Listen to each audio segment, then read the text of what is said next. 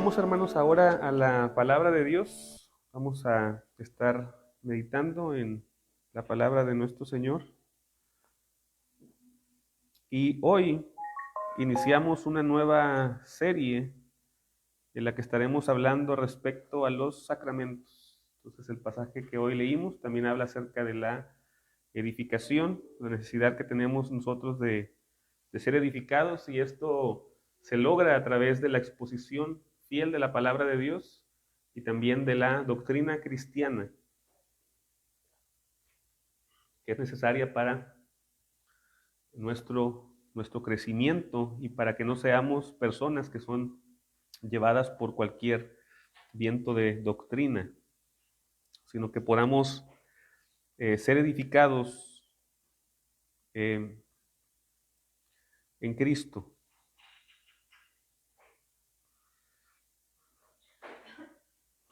Oremos.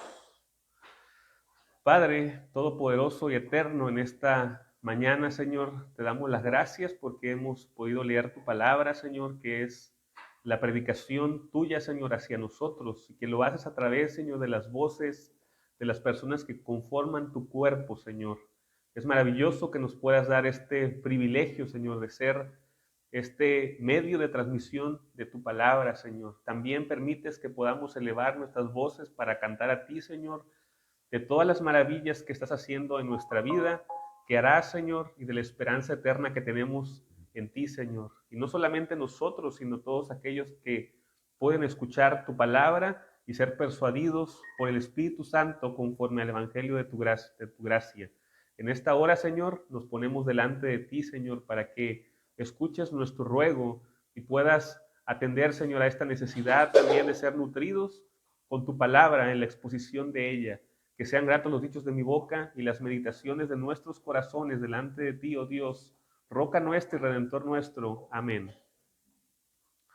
Así, hermanos, vamos a la palabra. El título de la predicación de esta mañana es ¿cuántos sacramentos? ¿Cuántos sacramentos? La pregunta que debemos hacer es una pregunta bíblica, no debe ser una pregunta trivial o una fórmula que está basada en la competencia, es decir, en qué somos nosotros y en qué son otras personas, porque aquí erraríamos, hermanos, y nos desviaríamos de la voluntad de Dios. Y para esto vamos a estar citando varios pasajes de las Escrituras. Primeramente, en donde nos vamos a basar es en Mateo 28, capítulo 19 y 20. Y leo lo que dice la palabra de Dios. Por tanto, id y haced discípulos a todas las naciones, bautizándolos en el nombre del Padre, del Hijo y del Espíritu Santo. Y aquí con esto, hermanos, cito el primer sacramento del cual hemos de estar hablando en esta serie de predicaciones, que es el bautismo instituido por Cristo. Y también vamos a 1 Corintios, capítulo 11, versículos del 23 al 26, y cito una breve parte donde el apóstol dice: porque yo recibí del Señor lo que también os he enseñado, que el Señor Jesús tomó pan y después la copa.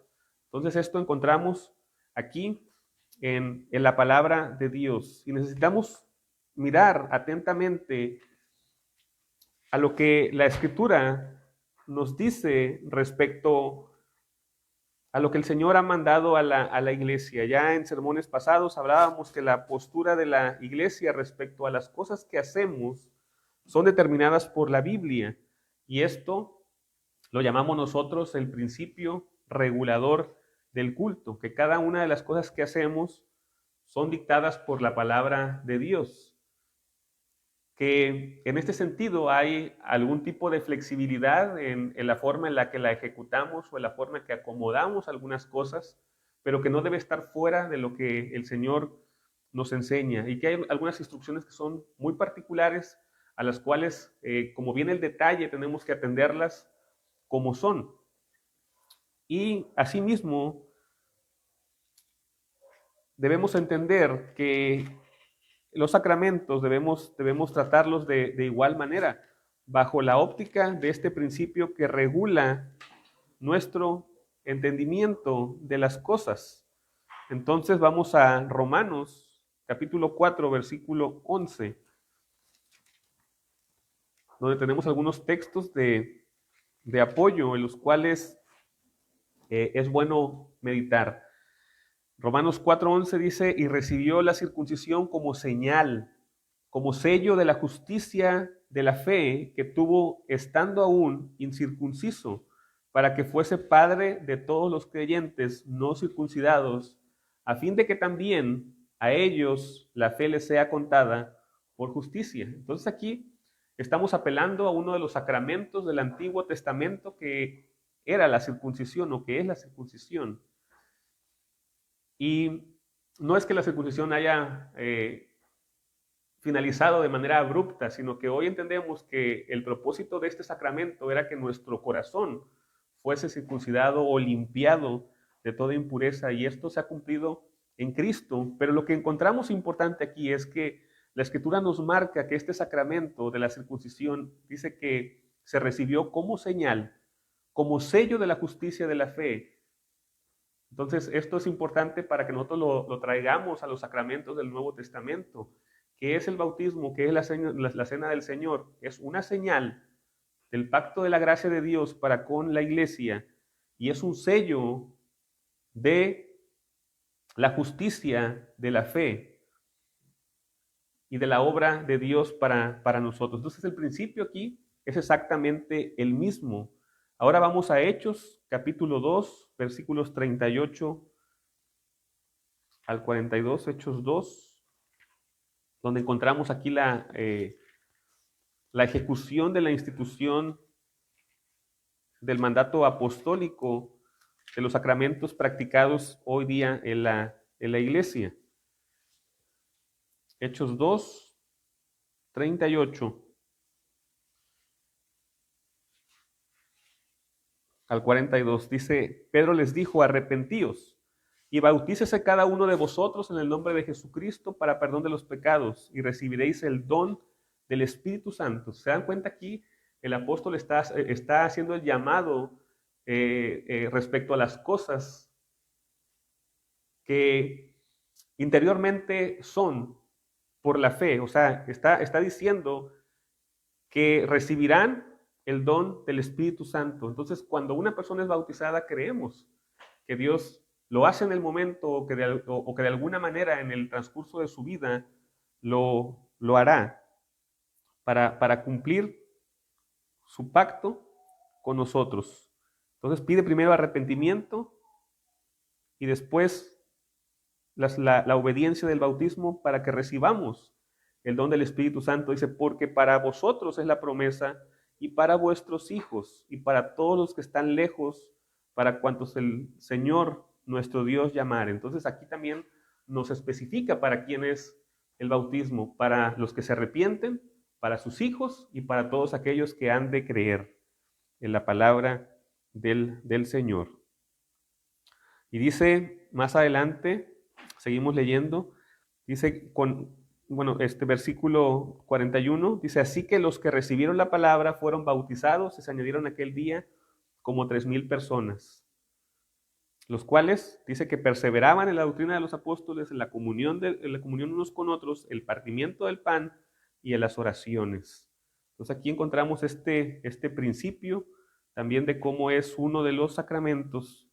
Vamos ahora a San Juan, capítulo 6, donde encontramos también otro principio importante para nosotros, para que podamos comprender la naturaleza de los sacramentos, los cuales, iremos explicando en el transcurso de los sermones. San Juan, en el capítulo 6, versículos 53 al 56. Jesús le dijo, de cierto os digo, si no coméis la carne del Hijo del Hombre y bebéis su sangre, no tenéis vida en vosotros. El que come mi carne y bebe mi sangre tiene vida eterna, y yo le resucitaré en el día postrero, porque mi carne es verdadera comida y mi sangre es verdadera bebida. El que come mi carne y bebe mi sangre, en mí permanece y yo en él. Entonces aquí encontramos también el principio de lo que es el sacramento de la Santa Cena. Y este sacramento también nos habla acerca de la unidad que tenemos nosotros en Cristo. Vayamos a Efesios ahora, en el capítulo 4, versículos del 4 al 6. Efesios 4, versículos del 4 al 6. Dice, un cuerpo, un espíritu, como fuisteis también llamados en una misma esperanza de vuestra vocación, un Señor, una fe, un bautismo, un Dios y Padre de todos, el cual es sobre todos y por todos y en todos. Entonces aquí en este pasaje encontramos que este sello que tenemos, que es externo, por supuesto, con elementos como agua, pan, vino, están marcando o están mostrando una realidad espiritual, pero que esta realidad espiritual es una realidad para todo nuestro ser, que al final todos aquellos que hemos participado de estos sacramentos, acercándonos en fe y confirmando nuestra fe por nuestras palabras y también en el caminar diario, en este periodo que tenemos nosotros de santificación progresivamente, somos un solo cuerpo y tenemos un solo espíritu en Cristo. Y fuimos llamados todos nosotros a esta esperanza, a esta vocación, y tenemos un Señor y una fe y un bautismo y un Dios y Padre de todos nosotros, el cual es por todos y en todos, dice la Escritura aquí. Entonces, hermanos, ahora que tenemos algunos conceptos de lo que la palabra de Dios expresa de los sacramentos, tenemos que entender que el mayor enemigo de la claridad espiritual a menudo es nuestro propio instinto de preservación grupal, que tendemos muchas veces hacia el sectarismo y que éste nos ciega, nos hace reaccionar a palabras antes que a las verdades que contienen las palabras. Por ejemplo, hermanos, muchos al oír la palabra sacramento retroceden por un temor trivial.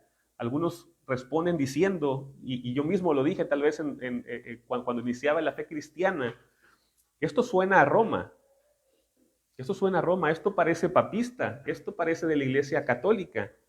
Pero la pregunta aquí es entonces, ¿cómo debería sonar? ¿Cuál es el lenguaje cristiano que debemos emplear para llamar a las cosas? Porque la realidad es que todas las iglesias le han puesto nombre y cada uno lo llama con un nombre diferente. Por ejemplo, algunos les llaman ordenanzas y tampoco encontramos, o sea, particularmente que estrictamente sean o que se deberían llamar ordenanzas, sino que hemos encontrado algunos nombres dentro de nuestra comprensión doctrinal para poder describir verdades profundas en palabras pequeñas que podamos guardar en nuestra mente y explicar. Entonces, tenemos que entender que la verdadera libertad cristiana, como insistían los puritanos y reformadores en los documentos que nos han heredado, consiste en que sometamos todo a la Escritura. Entonces, antes de que podamos reaccionar y nosotros decir, bueno, esto me suena, bueno, sí te puede sonar, pero no debe ser la razón por la que nosotros tengamos que desechar alguna idea, alguna palabra, sino por el contrario, el poder acertadamente someter todo a lo que la palabra de Dios nos dice. Primera Tesalonicenses 5:21, el apóstol dice, examinadlo todo y retened lo bueno. Entonces esta es la posición que como cristianos debemos tomar. No reaccionar instintivamente. Y si reaccionamos instintivamente porque a veces no lo podemos controlar, necesitamos apaciguar nuestros pensamientos y decir, bueno, esto lo enseña la palabra o por qué lo están diciendo o qué significa. Les he puesto en algunas otras ocasiones algunos ejemplos de cómo algunas interpretaciones o algunos nombres se entienden diferente en la iglesia en donde se ejecutan. Por ejemplo, nosotros tenemos una doctrina que se llama la revelación progresiva de la palabra. Y los testigos de Jehová tienen una doctrina que se llama exactamente igual. Pero cuando nosotros la desgajamos, no es lo mismo. Porque ellos creen en una revelación progresiva a partir del cierre del canon hasta los días de ellos. Es decir, ellos piensan que Dios les está dando más luz consecutivamente en la historia de la humanidad y que por eso, si se dan cuenta, ellos van cambiando ciertas enseñanzas y ciertas doctrinas, no porque la palabra lo dicte, sino porque sus líderes religiosos, de alguna manera, entienden otra cosa, ¿no? Por ejemplo, el tema de la transfusión de sangre. Hay un cambio. En estos últimos años ellos lo prohibían tajantemente, pero ahora lo permiten, diciendo que pueden extraer la sangre propia y guardarla para que si en algún momento necesitas transfusión, te traspases tu propia sangre. Entonces ya hay un cambio. Antes estaba absolutamente prohibido. Y la justificación en esto es que dicen ellos, pues nosotros creemos en la revelación progresiva de la palabra de Dios. Y si vamos al concepto cristiano, como lo entendemos nosotros entendemos que Dios efectivamente ha revelado progresivamente la palabra, pero en la historia del canon de las Escrituras. Es decir, lo que dice Hebreos, Dios habiendo hablado en otros tiempos a nuestros padres por los profetas, en estos postreros días nos ha hablado por el Hijo. Esa es la progresión de la revelación progresiva, como la entendemos nosotros. No tiene nada que ver con que a mí se me ocurran cosas nuevas o diga, pues es que hoy tengo más luz. No, o sea, si tengo más luz, debo tener más luz en el entendimiento de lo que dice la palabra de Dios y no en ocurrencias personales. Y si hay que corregir algo, hay que corregirlo porque la palabra de Dios nos está mandando a que lo corrijamos, no porque he obtenido pues una especie de más luz. Eso es súper peligroso, porque entonces dejamos la interpretación en el liderazgo de la iglesia. Y esto no es lo que nosotros debemos hacer. Debemos someter todo a la palabra de Dios. Sometamos todo el vocabulario y el escrutinio de a las santas escrituras. La infalibilidad jamás debe provenir de los títulos eclesiásticos o de los concilios humanos. No puede venir de un líder religioso, no puede venir del título de un príncipe, papa, arzobispo, por su naturaleza, porque todos estos hombres siguen siendo falibles.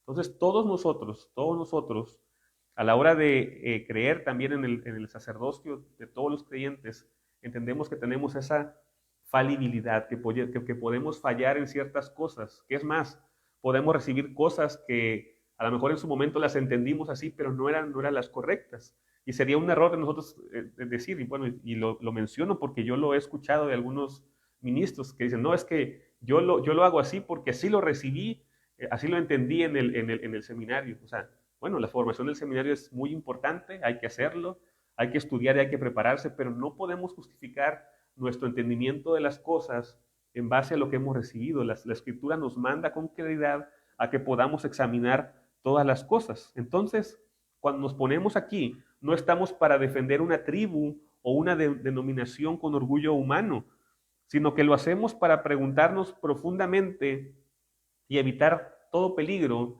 diciendo qué ha dicho Cristo respecto a tal cosa, qué enseñan los apóstoles, porque al final, como lo advirtió nuestro Señor ahí en San Juan 12:48, no podemos ser juzgados por nuestra tradición ni por nuestros miedos triviales, sino por la palabra de Dios. La palabra es la que debe estar en primer lugar para determinar si algo es verdadero o es falso, si algo tenemos que practicarlo o dejar de practicarlo. Porque, hermanos, ¿quién no ha practicado algo erróneamente en algún momento de la vida y ha dicho, creo que esto no lo debo de hacer, mi conciencia no me permite hacerlo? El concepto que tengo de la Escritura me dice que hasta allí. Entonces, muchos de los que estamos aquí presentes venimos de algunas otras iglesias en donde en algún momento practicamos algo que no era bíblico. Y se vale equivocarse. Lo que no se vale, hermanos, es quedarnos en el error. Más vale que podamos ser tachados de personas ignorantes a ser tachados de personas necias. Y el pasaje que leímos hoy en la mañana respecto a Coré y a todo su séquito fue o sea, que ellos permanecieron en la necedad. No solamente se equivocaron, sino que permanecieron neciamente y contaminaron el pensamiento de las demás personas, porque también ellos decían después, ustedes mataron a sus hermanos, cuando Dios mismo había traído juicio sobre ellos por la necedad de sus propios corazones. Entonces tenemos que entender, en primer lugar, la definición de sacramento, de lo que queremos decir cuando hablamos de sacramento. Y lo he explicado en muchas ocasiones, que el sacramento era este pacto que hacía, era una palabra secular que hacían los soldados romanos para poder juramentar ante el rey su lealtad o ante el emperador su lealtad estando dentro del ejército.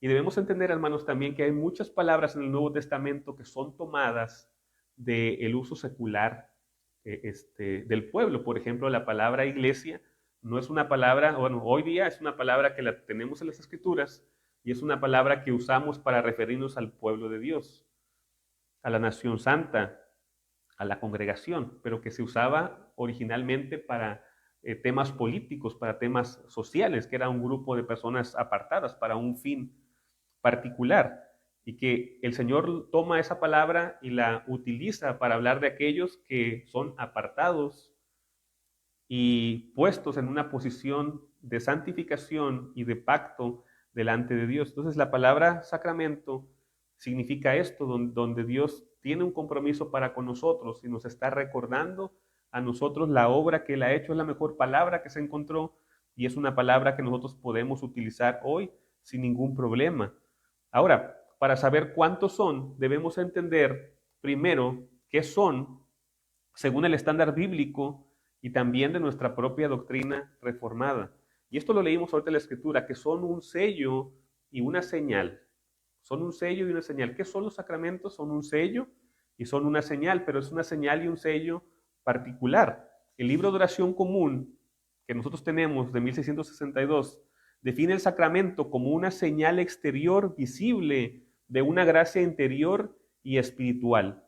Y esta definición no es un invento humano, descansa la lógica de Romanos 4:11, donde ya leímos, donde Abraham recibe la circuncisión como señal y sello de la justicia a través de la fe. Entonces, Abraham fue justificado por medio de la fe y después de que él fue justificado, después de que creyó y le fue contado por justicia, recibió la señal de la circuncisión que implicaba la limpieza que Dios prometía a ellos a través de la fe en Cristo, en el Cristo que ellos no conocían, en el Cristo que ellos no tenían tanta información como nosotros, pero que al final ellos sabían que todas estas cosas que ocurrían allí como ritos iban a ser plenamente ejecutados para ser dispuestos en ellos.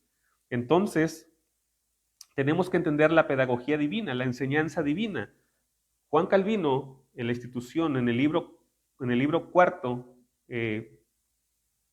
capítulo 14.1, dice que el sacramento es un testimonio de la gracia de Dios para con nosotros, confirmado como una señal externa con una mutua testificación de nuestra piedad hacia Él. Y también esta señal Dios la hace por causa de nuestra debilidad, ya que tenemos que entender que Dios no necesita señales.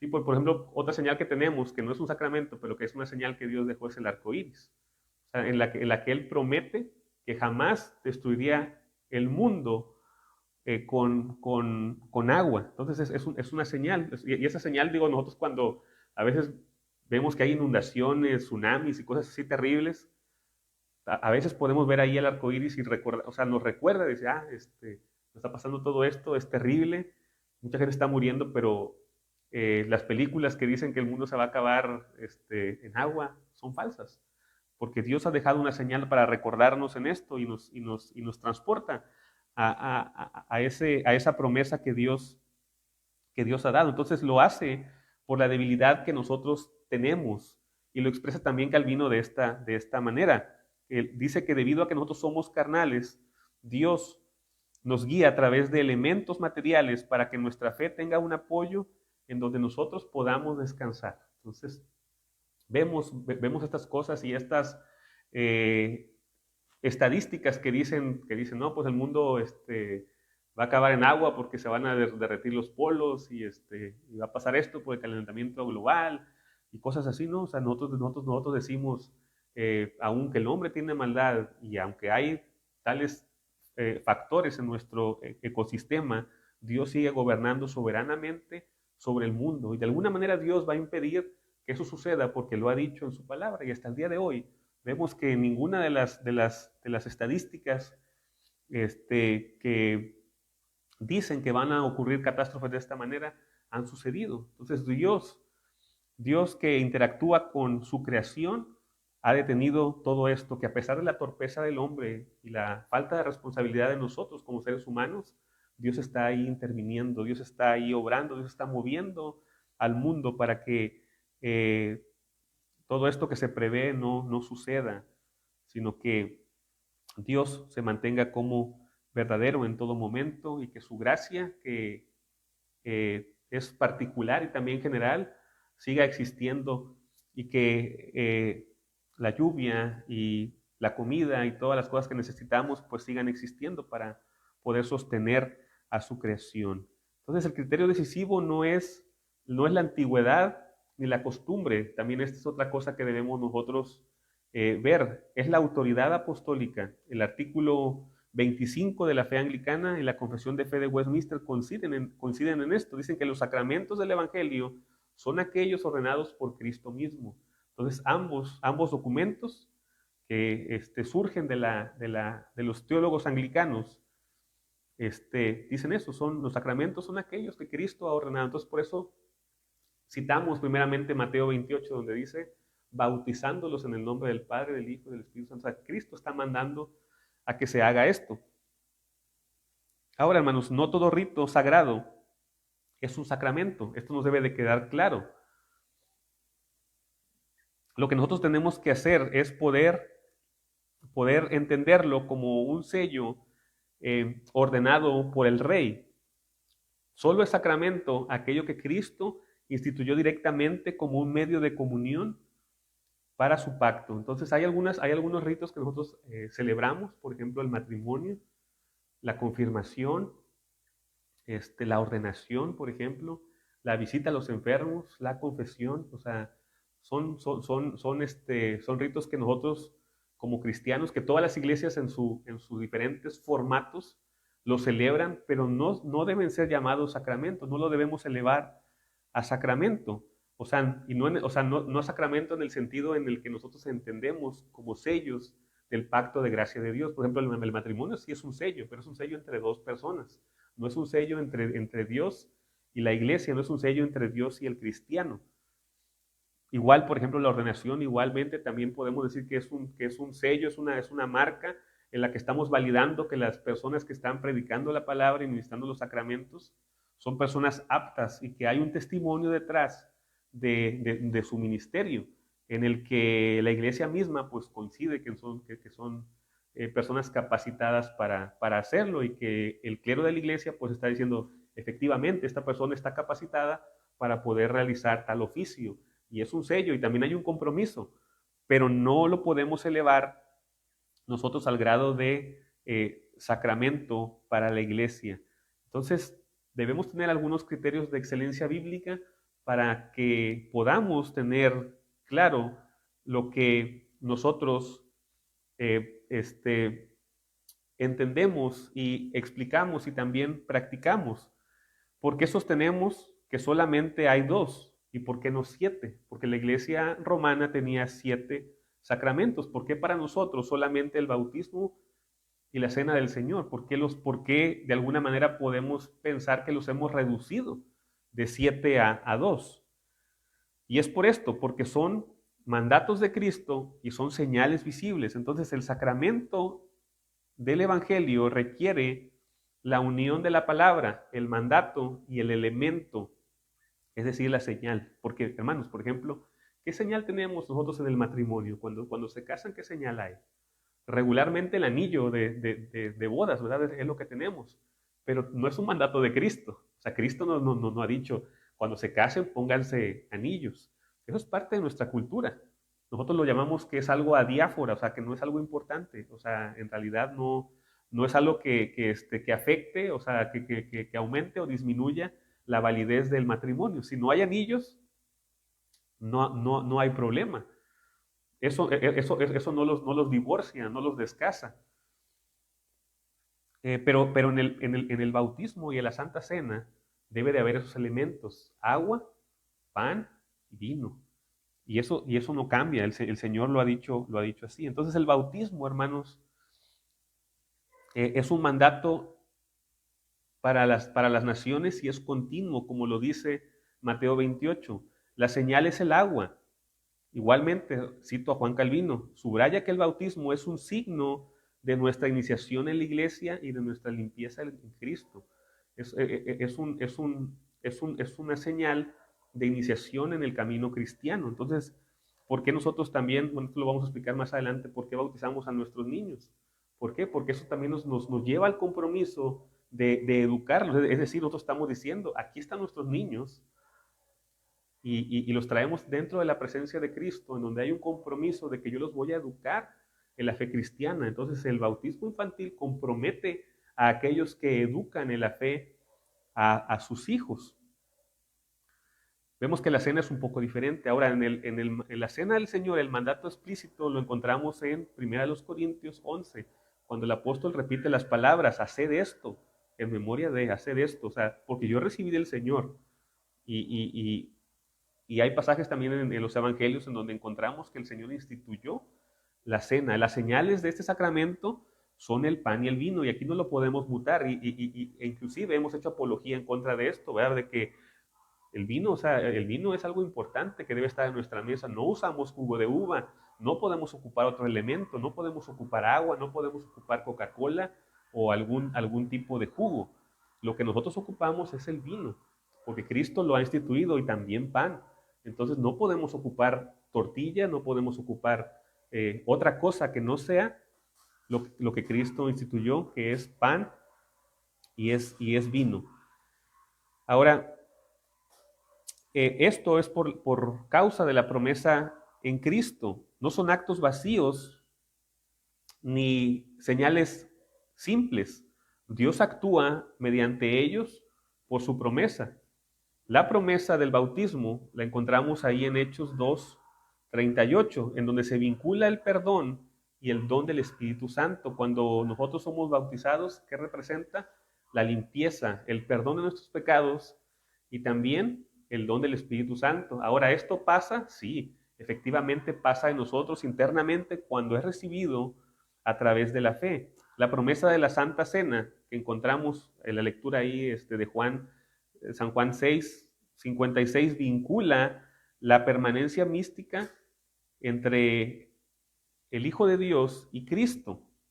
El teólogo anglicano J.I. Packer, en su libro de Teología Concisa, nos recuerda que los sacramentos no operan ex opere operato, que era una palabra que usaban los romanos, o sea, no operan de manera automática, pero tampoco son meros recordatorios, sino que son medios por medio de los cuales el Espíritu Santo fortalece nuestra fe. Es decir, hermanos, que los sacramentos no son instrumentos mecánicos. O sea, no significa que cuando ustedes se acercan a la mesa del Señor o son bautizados, por el hecho de que esté consagrado el elemento, es decir, apartado para un uso particular, ustedes van a recibir automáticamente por esa consagración algún tipo de beneficio.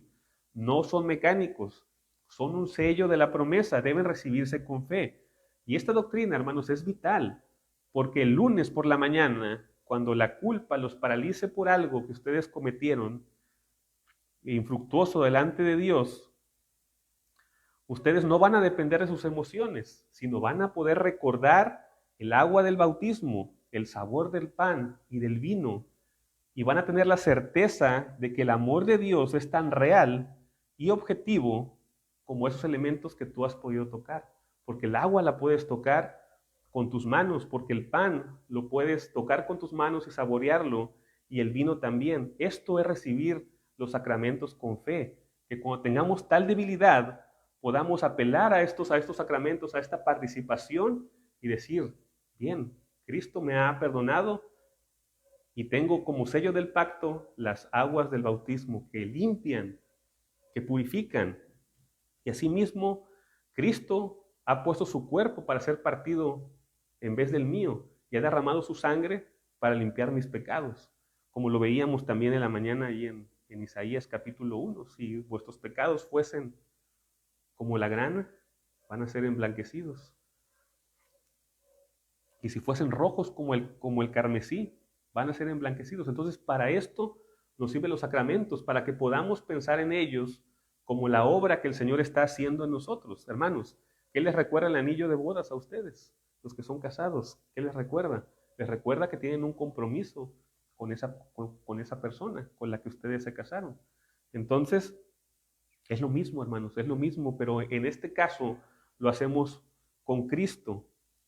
Entonces, lo que tratamos de hacer aquí, hermanos, al apelar hacia el uso de la palabra sacramento, es recuperar la verdadera catolicidad de aquella innovación medieval que se ha introducido en la iglesia y que ha afectado, desgraciadamente, a la continuidad en la comunión anglicana, porque algunos anglicanos también se han desviado de esto y hoy están enseñando nuevamente que hay 7 sacramentos, pero debemos recuperar la palabra católico en su sentido original y glorioso. Católico significa universal, significa apostólico, significa que es la fe que le fue dada a los santos, como hemos leído en Efesios 4:5. Nos habla de un Señor, de una fe, de un bautismo.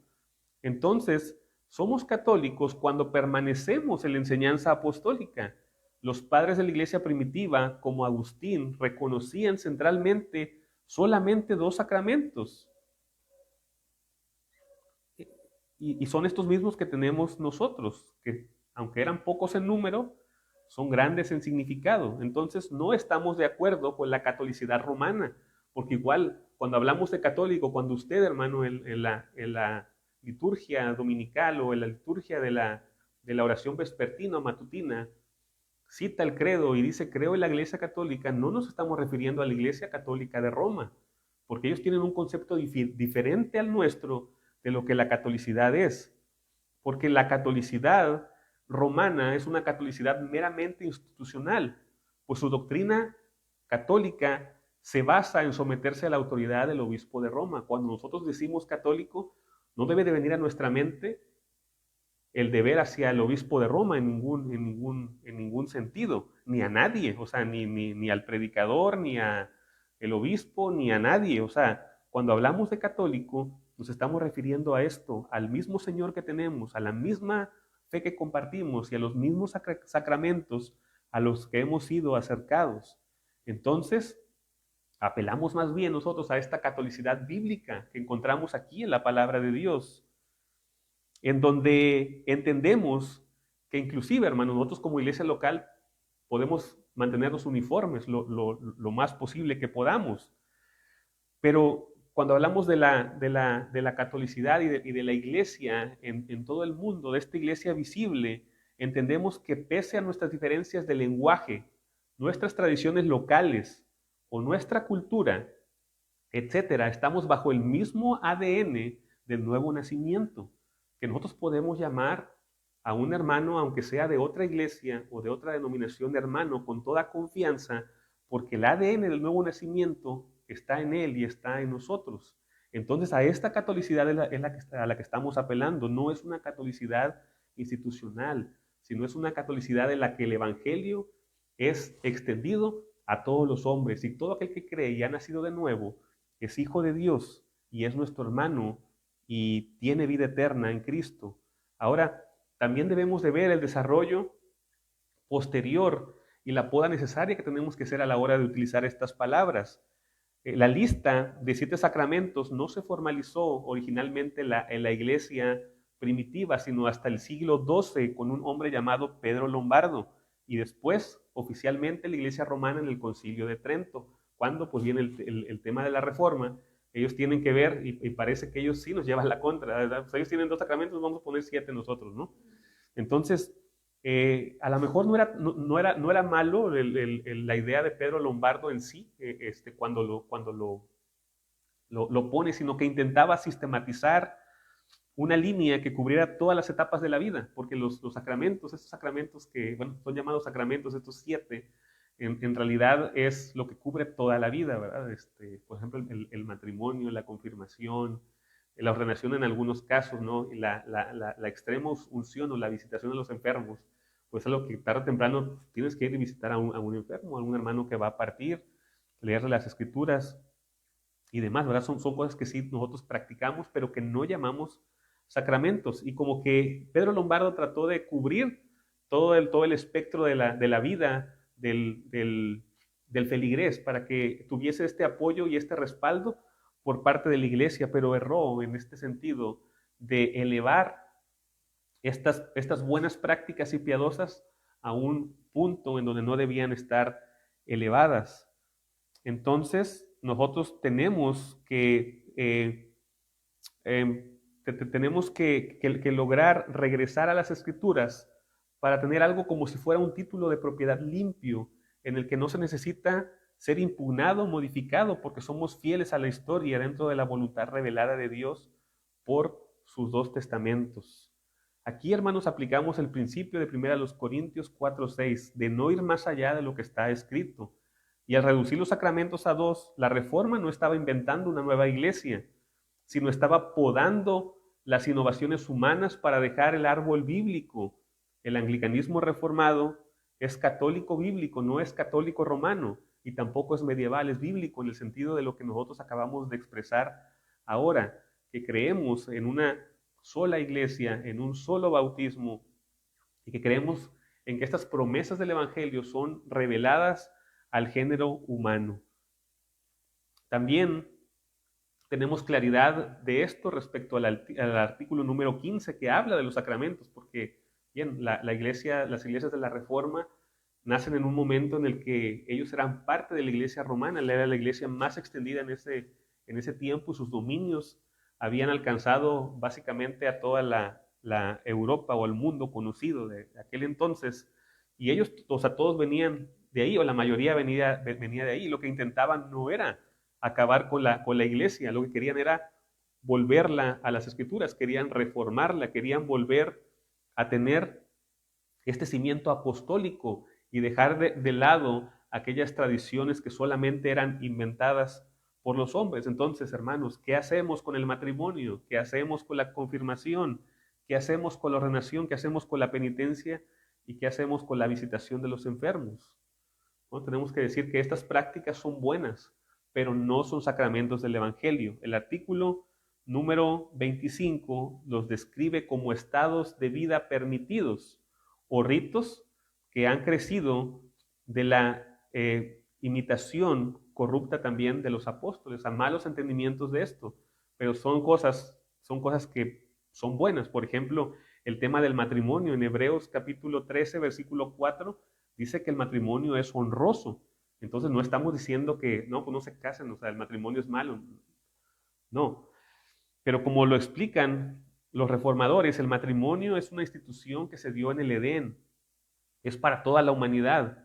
No es una señal específica de la redención del Evangelio para con la iglesia. Carece de este elemento material instituido por Cristo con una persona, y tampoco da promesa de gracia salvífica. Entonces, o sea, a lo que quiero decir, hermanos, es que no debemos de pensar que los que están casados tienen una especie de mayor santificación. Y esto, hermanos, lo podemos aplicar muchas veces al tema de qué hay de aquellos ministros de la palabra que son solteros. Algunas iglesias prohíben que haya ministros solteros de la palabra, porque si vamos a Timoteo, dice marido de una sola mujer, ¿no? Y agarramos y decimos, no, es que debe estar casado, ¿no? O sea, lo que está diciendo el pasaje es que primera de Timoteo, capítulo 3, habla acerca del ideal y también habla acerca de la condición, porque si así fuera, el apóstol Pablo estaría descalificado. El apóstol Pablo no podría ser apóstol, no podría ser un ministro de la palabra, porque él era soltero. Entonces, tenemos que entender que el pasaje no está diciendo eso. Está diciendo que si el varón es una persona casada, pues debe tener un compromiso fiel con su mujer, y que debe ser así, así, así. Y no porque lo sea, o sea, no porque lo sea estrictamente, sino porque ese es el deber ser. Es lo que debería ser, es lo que debería de anhelar ser. Entonces, no estamos dando rienda suelta a decir, no importa, o sea, si no te casas, no importa, o sea, no. La palabra de Dios dice que el matrimonio es honroso, dice. Entonces dice inclusive que es un reflejo de la relación que Cristo tiene para con la iglesia, y de que ese amor que Cristo tiene para con nosotros debemos de reflejarlo dentro del contexto del matrimonio. Entonces eso es lo que nosotros debemos de ver, pero no es más santo. O sea, porque aquí a veces podríamos decir, no, bueno, los hermanos que están casados, los ministros casados son más santos que los ministros solteros. Falso. No es cierto. O podríamos decir esto: las personas casadas son personas que están más capacitadas que los ministros solteros. Falso. O sea, no es cierto. O sea, no debemos elevarlo así porque debemos tener muy en cuenta y muy en claro que el orden o el rito del matrimonio y el compromiso matrimonial no es un sacramento. Entonces, estas decisiones claves son importantes para nuestra vida y siguiendo la línea del obispo J.C. Ryle, nosotros tenemos que decir que no despreciamos estos ritos, pero no los vamos a elevar indebidamente. Confundir categorías sería llevarnos a confundir el evangelio. Si todo es sacramento, entonces nada de esto podemos tomarlo como algo especial. Debemos evitar trazar una línea tan firme respecto a esto entre lo que es y lo que no es un sacramento. Entonces, esto que estamos diciendo es que el matrimonio debemos contemplarlo como sagrado, o la ordenación de los pastores debe de considerarse y debe de seguir practicándose, porque igual también podemos llegar a extremos. Algunos sectores de las iglesias bautistas en Inglaterra no creían en la ordenación, o sea, decían, no, la ordenación no es necesaria. Y yo aquí en México llegué a escuchar pastores que decían, yo no tengo necesidad de que venga un grupo de pastores y me pongan sus manos pudorosas en la cabeza para ser predicador. Falso, o sea, la escritura habla acerca de la ordenación, pero lo que no dice de la ordenación es que es un sacramento, sino que es una orden para poder nosotros instalar a un presbítero que sea adecuado para que predique la palabra de Dios y ministre fielmente los sacramentos. Los sacramentos es una forma de predicar la palabra constantemente a través de las cosas gráficas que tenemos aquí nosotros y tangibles. Entonces, no, hermanos, debe quedarnos claro lo que debemos pensar. Estas prácticas son sumamente importantes y nuestro artículo lo dice los 5, hablando acerca de los 5 denominados sacramentos, es decir, la confirmación, el perdón, el sacerdocio o el presbiterado en este caso, perdón mi traducción, porque estaba en inglés y la ocupé ahí un traductor para ponerlo en español. El matrimonio, dice, y la extrema unción no deben considerarse sacramentos del evangelio, puesto que han surgido particularmente del seguimiento corrupto de las prácticas de los apóstoles y parcialmente son estados vitales permitidos por las escrituras. Sin embargo, no poseen la naturaleza propia de los sacramentos como los del bautismo y de la cena del Señor, dado que carecen de cualquier signo visible o ceremonia ordenada por Dios. Entonces, por ejemplo, hermanos, yo les pregunto, ¿cómo se debe de celebrar una boda? ¿Cómo se debe de hacer y cómo y quién puede hacerla? ¿Quién puede celebrar la boda? ¿Quién puede celebrar un matrimonio?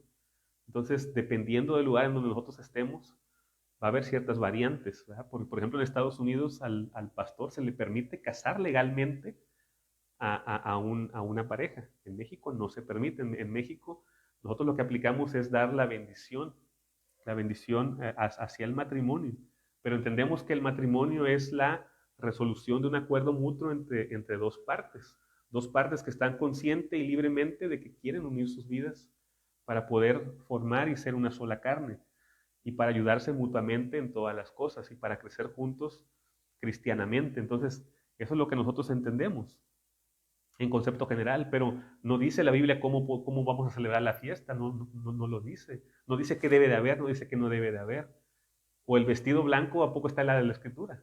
Los anillos están en las escrituras. O hay un formato para cómo se deba vestir el varón, o lo que se le debe de dar, o lo que no se debe de dar. O sea, en algunos lugares, por ejemplo, está la famosa dote que se da.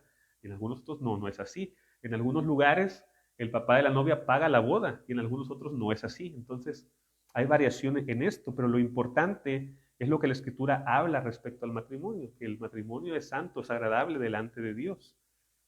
Eso es lo que dice.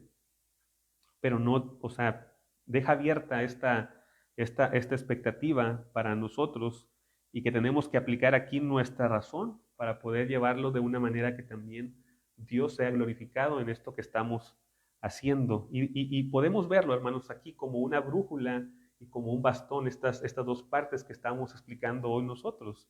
Vamos a ilustrar esta distinción y debemos de considerar la vida cristiana como una travesía por una montaña. Los bastones pueden ser los ritos de la iglesia. Por ejemplo, la confirmación o el matrimonio son como un bastón de madera que es útil, es práctico, es una bendición del Señor para apoyarnos en el camino. No lo tiramos, no decimos que no tiene valor, pero los sacramentos son una brújula para nosotros. El bautismo y la cena del Señor vienen a ser como una brújula, porque ha sido calibrada directamente por el fabricante que es Cristo. Está vinculada a una promesa de dirección segura, y esto garantiza que no nos vamos a perder de rumbo mientras caminamos en este mundo por la vía del Evangelio. Esto es lo que queremos decir nosotros, o sea, lo que decía a un principio, o sea, que nosotros cuando caemos, cuando pecamos, cuando nos frustramos por algo, podemos recordar los sacramentos, el agua que nos ha limpiado y decir, bueno, o sea, sí, efectivamente yo soy una persona pecadora, pero Cristo me ha limpiado, me ha dado su Espíritu Santo, ha partido su cuerpo por mí, ha llevado todos mis pecados y no tengo que cargar mis pecados. Tengo que soltarlos, tengo que dejarlos en Cristo. No me deben atormentar más. Su sangre ha sido derramada por mí en la cruz del Calvario. Esto nos recuerda. Pero puede ser que otros elementos nos recuerden lo contrario. O sea, porque la ordenación, por ejemplo, vamos a encontrar tantos defectos en nuestros pastores, en quienes nos dirigen y nos guían. Y es una gracia de Dios que la congregación pueda poner la confianza en ellos, no porque ellos tengan algo especial, sino porque sabemos que Dios está obrando a través de ellos, aún con todas sus imperfecciones, con todos sus defectos. Pero no pueden ser un modelo para nuestra vida, porque en algo deben de regarla, algo deben de hacer mal, y en algo también están luchando. Igualmente, cuando estamos casados, o sea, yo no puedo poner mis esperanzas en mi esposa ni mi esposa en mí, porque pues ellos se conocen y saben todas las deficiencias que hay. Y erraríamos, no puede ser una brújula, pero sí puede ser un bastón en el cual nosotros nos apoyamos. Por ejemplo, dice la Escritura que es mejor que haya dos personas, sino que esté uno solo. Cuando uno cae, el otro le levanta. Eso es algo bueno, es un bastón, te apoyas en eso, pero no es una señal, no es una señal que te confiere gracia como los sacramentos cuando son bien recibidos por la fe, porque esto es predicación de la palabra de Dios hacia nuestras vidas, predicación que podemos recordar. Es como cuando nos duele la cabeza, hermanos, ¿qué hacemos? Nos tomamos una pequeña cápsula, esto pues así, o sea, es tan pequeño, es tan insignificante a, a nuestro tacto, a nuestra vista, pero que recuerda a nosotros algo grande para nuestra vida. El pan es el cuerpo de Cristo partido. Entonces Él pagó, o sea, no tengo por qué yo acarrearme o echarme encima pecados que en el pasado cometí por error o por equivocación. Cristo me ha perdonado y cualquier pecado, hermanos, o sea, cualquier pecado. Por supuesto, ¿verdad? No estoy diciendo aquí que debemos tomarlos a la ligera y que los pecados no importan. Sí que hay pecados más grandes que traen consecuencias mayores en nuestra vida. Pero al final, cuando somos acusados o cuando nos dicen por ahí, ¿y eso que eres cristiano? Pues podemos decir, pues sí, soy cristiano y hierro como cristiano, me equivoco como cristiano, pero el pan me recuerda que por esas equivocaciones Cristo ha dado su cuerpo para ser partido, y que su sangre derramada ha expiado todas mis culpas y mi pecaminosidad, y que las aguas del bautismo me han ayudado a mí para transferirme a mí esta promesa de Cristo. Entonces es predicación viva y predicación de la que podemos echar mano en todo momento, al ser una señal de la gracia de Dios, algo que efectivamente está ocurriendo. Y hermanos, termino con estas dos exhortaciones basadas en nuestra herencia cristiana. Primero, hermanos, que necesitamos arrepentirnos de todo prejuicio que tengamos. Y en Efesios 4:14 se nos pide a nosotros a que podamos ser como niños, perdón, a que no seamos como niños llevados por todo viento de doctrina. Se nos manda eso, y si en algún momento hemos rechazado alguna palabra porque la ignorábamos, necesitamos arrepentirnos de esto. No rechacemos el concepto de sacramento a la hora de que lo hemos explicado por miedo a Roma. Debemos recuperarlo por amor a Cristo. No reaccionemos por identidades de grupo, sino que debemos responder a la verdad. Valoremos los medios de gracia, porque los sacramentos son palabras visibles. Si has sido bautizado, llevas la marca del pacto de Dios sobre ti y debes vivirlo. Si participas de la cena, te alimentas de Cristo por la fe. No es un rito muerto, es un acto de Cristo vivo dado a una iglesia débil. Hermanos, que Dios nos libre del desprecio irreverente y también del misticismo supersticioso, que nos dé una fe sencilla, que podamos recibir con gozo lo que Cristo ha instituido con autoridad para beneficio de cada uno de nosotros. Amén. Oremos. Señor, te damos gracias en esta hora porque tú eres bueno.